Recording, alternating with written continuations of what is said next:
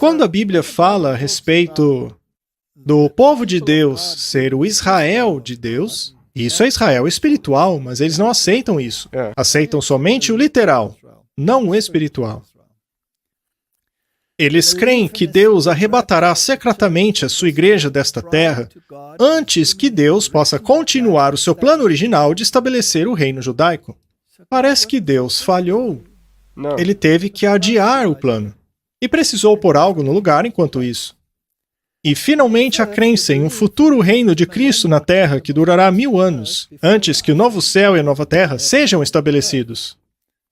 Portanto, eles precisam reconstruir o templo para que alguém venha e governe lá dentro por 7 anos. E por 3 anos e meio, ele irá oprimir o povo de Deus. É isso que eles creem. Bem, se eles conseguiram colocar lá uma nação inteira, eles também poderiam construir um novo templo, Com certeza. como uma distração. Vamos ver o que eles conseguem. Neste caso, toda a atenção se volta para Jerusalém e não mais para Roma. Exatamente. Tudo isso está sendo feito para tirar a etiqueta de anticristo do papado. E além disso, o inimigo está ali. Em termos das muitas nações na região que não são da fé judaica e nem da fé cristã. A atenção deles não é direcionada a Roma, mas a essa outra entidade. É uma maneira muito inteligente de manter metade da humanidade de um lado e a outra metade na ilusão de que o Papa não é o anticristo. O dispensacionalismo insiste que as promessas terrenas que foram feitas a Abraão foram feitas exclusivamente para ele e sua semente física. A Escritura, no entanto, diz o contrário. Em Romanos 2, versos 28 e 29, diz que quem é judeu só de aparência não é judeu. Isso derruba a teologia deles. Romanos 9, 6 diz que nem todos os que são de Israel. Isso também nega a teologia. Gálatas 3:29 diz que aqueles que são de Cristo são a semente de Abraão. Isso faz da igreja cristã Israel espiritual. Exatamente. Gálatas 3:14 diz que as bênçãos de Abraão virão aos gentios em Cristo Jesus, ou seja, Israel espiritual. E Gálatas 3:28 diz que vocês todos são um em Cristo Jesus. Não há dispensação. A salvação é a mesma desde o início. Deus não muda. Nada mudou. Ele conclui então que a nova aliança não se refere à nação física de Israel, mas refere-se a toda a família de Deus, o verdadeiro Israel da fé. Isto sim é bíblico. É assim que a Bíblia ensina.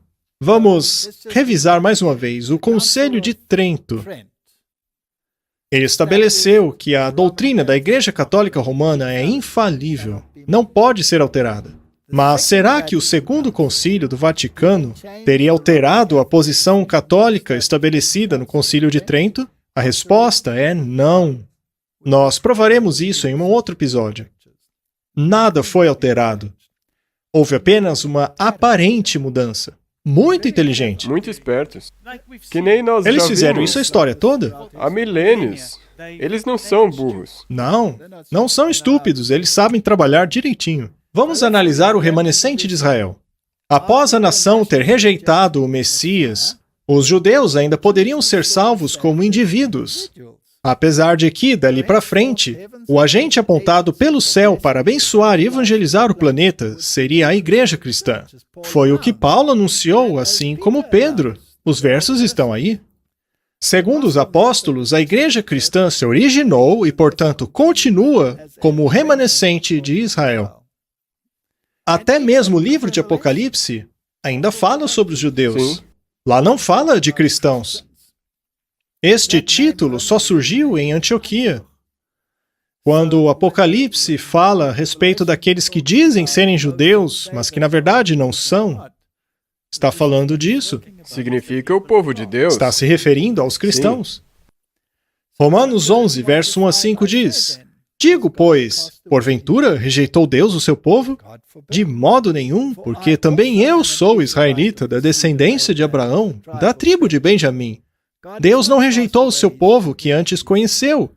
Ou não sabeis o que a Escritura diz de Elias? Como fala Deus contra Israel, dizendo: Senhor, mataram os teus profetas e derrubaram os teus altares, e só eu fiquei, e buscam a minha alma. Mas que lhe diz a resposta divina? Reservei para mim 7.000 homens que não dobraram os joelhos a Baal. Assim, pois, também agora, neste tempo, ficou um remanescente, segundo a eleição da graça. Claro como o sol. Correto. Uma continuação. Portanto, os judeus que aceitaram Jesus Cristo, qualquer judeu que aceitar Jesus Cristo como seu Salvador, de todos os períodos da história até o final do tempo da graça, são parte do Israel de Deus, se tratando de judeus literais ou não. Mas afinal, quem era o remanescente? Originalmente consistia dos judeus crentes, ou seja, os primeiros cristãos. Jesus, o Messias, não era judeu, ele é judeu. Em sua única conversa teológica com um gentio, a mulher no poço de Samaria, ele disse até mesmo: salvação é dos judeus. Afinal, eles tinham o plano da salvação em tipo. Já os cristãos, em antítipo. O tipo encontrou o antítipo. Não foi uma substituição, e sim uma continuação. Não, na verdade, os dispensacionalistas chamam a nossa teologia de teologia substitutiva. Eles a condenam. Acontece que não pode haver um evangelho diferente, pois, de acordo com o Apocalipse, que evangelho precisamos pregar? O evangelho O eterno. evangelho eterno, ele não muda. Cada um dos apóstolos era judeu. O Novo Testamento é um livro judeu escrito por hebreus, com a possível exceção de Lucas. O cristianismo começou na Palestina com o remanescente de Israel, e não como uma instituição gentílica. A mãe do cristianismo não foi Roma, mas Jerusalém. Não a Igreja Católica, mas a Igreja do Leste. Eu espero que tenha ficado bastante claro. Espero que sim. Pois é, A história torna claro onde estamos na linha do tempo. correto? É por isso que a história é tão importante. Ela nos ajuda a ver a progressão da apostasia se infiltrando na igreja. Sim. Podemos ver também que havia um conflito entre a igreja do leste e a igreja do oeste. Vemos que havia um conflito entre elas também. Eventualmente, sabemos que Roma foi a vencedora, que acabou tomando conta de tudo. É. A sua liturgia, a maneira como faziam as coisas, começaram a se infiltrar. Mas as Bíblias ainda eram diferentes. A igreja do leste usava o Textus Receptus, enquanto que a igreja do oeste passou a usar a Bíblia Latina e a Vulgata e as outras traduções que vieram a partir dela. E chegou uma hora em que houve uma separação entre a igreja ortodoxa e a católica. Apesar da teologia de ambas ainda ser parecida e a ortodoxa ter adotado muitas das coisas católicas. Mas o interessante é que esse racha ocorreu por causa de uma disputa entre ambas pela supremacia. Se o líder era o bispo de Roma ou o bispo de Constantinopla. E então se separaram. E muitas de suas diferenças não foram resolvidas até hoje. Hoje em dia estão querendo pôr um fim a este racha. E eu acho que vale a pena dar uma estudada nessa questão antes de concluirmos. É interessante sabermos os pormenores desta questão também. Muito bem, unidade entre a Igreja Católica do Oeste e a Ortodoxa do Leste. No recente passado, esta concepção, mencionada pelo presidente francês de Gaulle, que defendia que a verdadeira Europa ia do Calais até a região de Ural, também era adotada pelo Papa João Paulo II. A joia do projeto internacional do Papa é uma visão utópica de uma Europa unificada e recristianizada, que ia desde o Atlântico até as montanhas Urais, na qual, é claro, o Papa reinaria supremo. Correto.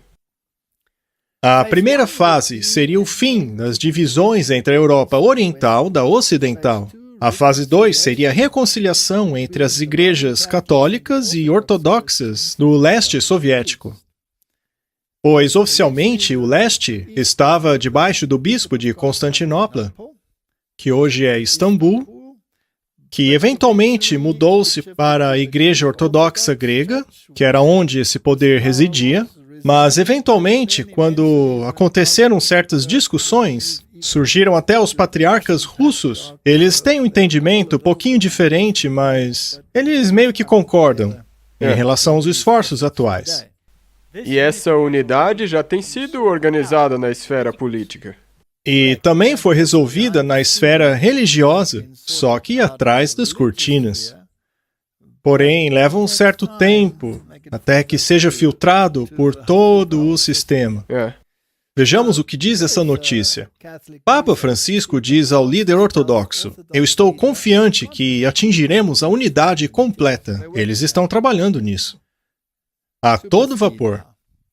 O Papa Francisco disse ao patriarca ecumênico de Constantinopla nesta segunda que ele está confiante que os católicos e os cristãos ortodoxos atingirão comunhão total. Graças a Deus, as relações entre a Igreja Católica e os patriarcas ecumênicos cresceu muito no último século, e nós continuaremos a lutar pelo nosso objetivo de restaurar completamente a nossa comunhão, expressada através da participação na mesmo altar da Eucaristia, e escreveu ele. Eles estão sempre trazendo à tona este sacrifício que faz deles sacerdotes. O Papa envia uma mensagem a cada ano, em 30 de novembro, ao patriarca ecumênico, que é considerado o sucessor de Santo André, o apóstolo, o primeiro entre os iguais da Igreja Ortodoxa do Leste. O cardeal Kurt Koch, presidente do Conselho Pontífice para a Promoção da Unidade Cristã, liderou a delegação. Após a liturgia divina, Koch leu a mensagem do Papa e presenteou o patriarca ecumênico com uma cópia assinada. Existe essa tentativa de unificação. Isto aqui aconteceu poucos meses depois, Martin. Um cardeal do Vaticano apoia uma data comum da Páscoa entre católicos e ortodoxos, o que nos leva de volta à história. De novo, porque muitas pessoas não vão entender, então por isso que temos que trazer um pouco de luz a eles. Somente para nos alinhar à história. Portanto, esta Páscoa, que era um festival anual, tornou-se um festival semanal. Foi assim que o domingo infiltrou-se na igreja. Porém, a Igreja do Leste celebrava Páscoa em uma outra data. Portanto, para que haja unidade total, tudo deve passar pelo crivo daquele que muda os tempos. Exatamente. Que é o bispo de Roma. Correto. É fascinante que estejam trabalhando para uma data comum das Páscoas. O representante do Patriarcado de Constantinopla para o Conselho Mundial das Igrejas, disse que uma data comum para as Páscoas poderia ser assinalada como um encorajamento para o movimento ecumênico. Essa história está levando quase 2.000 anos. Não é incrível? Sim. Está tudo movendo para um ponto. O bispo ortodoxo Job Getcha sugeriu que o ano de 2025, ano em que será o aniversário de 1.700 anos do primeiro Conselho Ecumênico de Niceia, poderia ser uma boa data para introduzir esta reforma no calendário. É incrível como esta data vive aparecendo, pois é o ano em que Alice Bailey disse que a externalização da hierarquia ocorreria, ou seja, o ano em que os demônios se manifestarão. Interessante que eles, de novo, procurando mudar o calendário. Isso! É ele que muda os tempos e a lei. Sim. O primeiro conselho de Niceia aconteceu em 325, e decidiu que a Páscoa seria celebrada no primeiro domingo depois da lua cheia, seguido da primavera, tornando a data mais possível para a Páscoa 22 de março e a menos provável para 25 de abril. Hoje, as igrejas ortodoxas utilizam o calendário juliano para calcular a data da Páscoa, ao invés do calendário gregoriano, que foi introduzido em 1582. E é utilizado pela maioria do mundo hoje. E sabemos que os jesuítas promoveram a utilização do calendário gregoriano. Uma vez que o ano no calendário juliano é um pouco mais longo, ele está atualmente 13 dias atrás do calendário gregoriano. E antes que nós recebamos outra pergunta sobre isso, nada desse calendário juliano ou gregoriano mudou o ciclo da semana. Então, o sabá ainda é no sábado. Exatamente. Era o 7º dia da semana. Isso. Não tomemos o calendário. Ele alterou o número dos dias, mas não alterou o ciclo semanal. Agora, vamos analisar uma afirmação muito interessante, apenas para acrescentar um pouco mais de informação. Ao irmos para a Wikipedia, encontraremos o termo quartodecimanismo. Essa definição é encontrada em várias fontes diferentes, mas é apenas para mostrar aos nossos inscritos que podemos usar qualquer fonte aberta, que até mesmo esse tipo de fonte contém as informações a respeito do que falamos.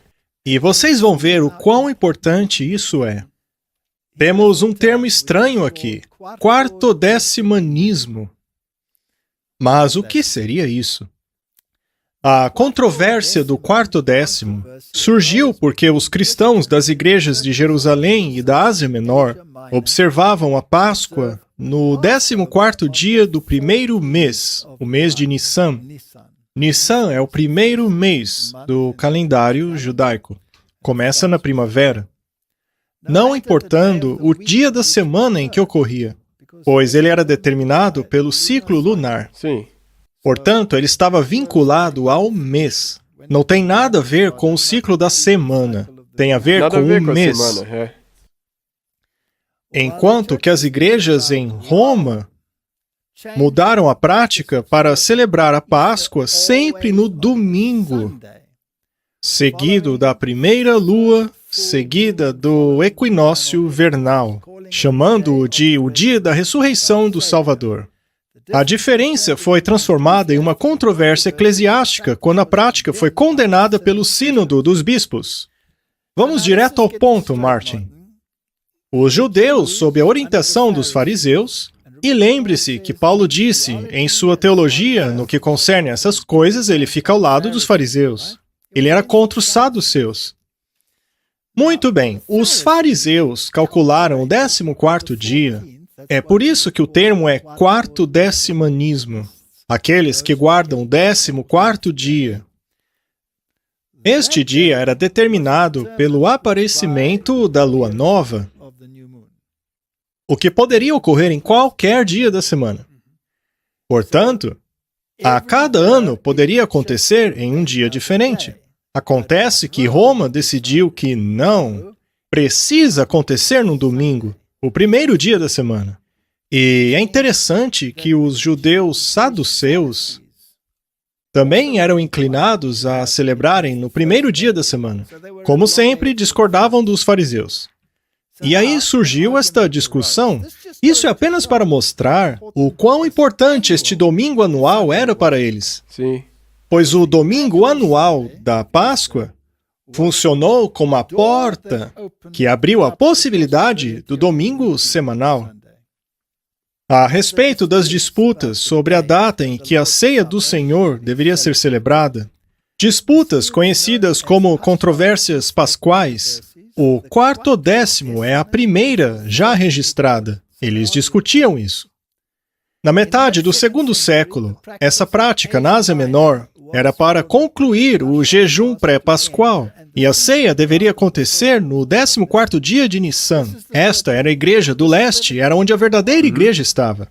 Os cristãos. Foi em Antioquia que começaram a chamá-los de cristãos. Quando a cevada estava madura, depois da lua nova, próximo ao mês de Nissan do calendário lunar judeu, não importando o dia da semana em que ocorresse, a data em que o sacrifício pascual era oferecido, quando o segundo templo ainda estava de pé, o dia em que as pessoas punham de lado o fermento, aqueles que observavam essa prática eram chamados de os quartodécimos. Isto porque praticavam a sua celebração no 14º dia do mês de Nissan. Quando eles mudaram o calendário para que combinasse com o calendário pagão, com o banquete de Ísis, ou o banquete de Ishtar, que tornou-se Easter, Páscoa em inglês depois, mas quem muda os tempos e a lei é Roma. Ninguém mais, não haverá um futuro anticristo. Esta questão era importante.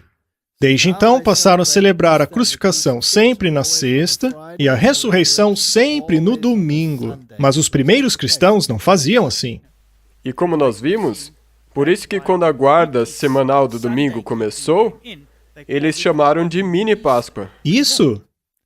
Um exemplo primitivo foi a exigência do Papa Vítor I, de 189 a 99, depois de Cristo, que todos deveriam celebrar a Páscoa no domingo.